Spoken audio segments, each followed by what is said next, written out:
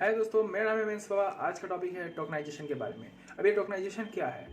जैसे मान के चलो, आप क्या करते हो, किसी मॉल में जाते हो, ठीक है, और आपको क्या करना है, सामान खरीदना रहता है, तो आप सामान खरीदते हो। उसके बाद आप पेमेंट करते हो, जो कार्ड पेमेंट करते हो, ठीक है। अगर किसी केस में कार्ड पेमेंट करते हो, किसी में ऑनलाइन पेमेंट करते हो, तो जो कार्ड पेमेंट करते थे उसमें क्या होता था, लोग अपनी कार्ड डिटेल्स दे देते थे, क्योंकि कार्ड पेमेंट करना है तो डिटेल्स तो देना पड़ेगा।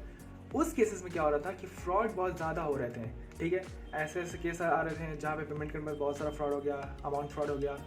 तो क्या हुआ, आरबीआई ने एक प्रावधान लाया, सोचा कार्ड डिटेल ना देके एक कुछ ऐसा स्पेसिफिक नंबर दिया जाए ताकि जो सिस्टम है, पेमेंट सिस्टम, वो सिक्योर बने, ठीक है। तो इस जो स्पेसिफिक नंबर देने का बात हुआ तो उसको नाम दिया गया टोकनाइजेशन, ठीक है। कि एक ऐप ऐसा लॉन्च करना, ठीक है, जो क्या करेगी, एक स्पेसिफिक अमाउंट का टोकन जनरेट करेगी आपके मर्चेंट बैंक से, जहाँ से आप पेमेंट कर रहे हो, ठीक है। तो क्या करेगी, मैं मान के चलो आप हो, फिर इंटरमीडिएटरी है। जैसे इंटरमीडिएटरी कौन है यहाँ पे, इंटरमीडिएटरी है आपका वो टोकनाइजेशन ऐप, और मर्चेंट बैंक कौन सा है आपका, जो पेमेंट कर रहा है। जैसे एसबीआई ले लो या अदर बैंक्स ले लो जिसमें आपका अकाउंट हो। तो वो क्या करेगा कि आप एक ऐप इंस्टॉल किए, ठीक है, उसके बाद आप अपना कार्ड डिटेल्स दोगे उसमें, और कार्ड डिटेल्स देने के बाद आप क्या करोगे, सेम डिटेल्स जो टोकनाइजेशन ऐप को दोगे, वो टोकनाइजेशन ऐप मर्चेंट बैंक को भेज देगा। वो डिटेल्स वेरीफाई करेगा और उस अमाउंट का टोकन टोकनाइजेशन ऐप को भेज देगा, और टोकनाइजेशन ऐप आपको कोड नंबर दे देगा। आप जब पेमेंट की बारी आएगी मॉल में, तो आपको कोड नंबर बताओगे। जब कोड नंबर बताओगे तो पेमेंट हो जाएगा।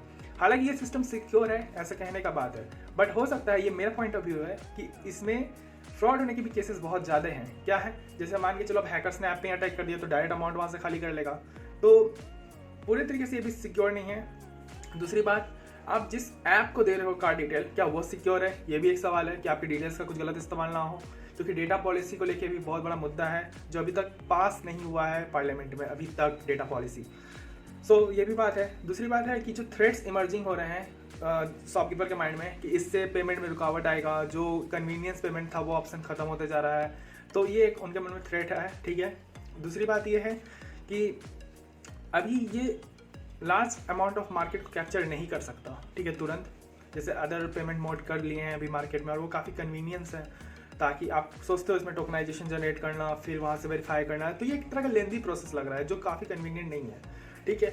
तो बस इतना ही है इस वीडियो में, और अगर आपको समझ में आया होगा टोकनाइजेशन के बारे में तो आप जरूर जान लेना। और यूपीएससी के एस्पेक्ट्स अगर आप तैयारी कर रहे हो तो आपको टोकनाइजेशन के बारे में जानना है कि जो थ्रेट्स हैं इमरजेंस हो रहे हैं टोकनाइजेशन को लेके, और क्या क्या थ्रेट्स इमर्ज हो सकते हैं, I mean not threats emerge होंगे टोकनाइजेशन आने के बाद, उसके बारे में आपको लिखना है ताकि ये सिस्टम सिक्योर बन सके, ठीक है।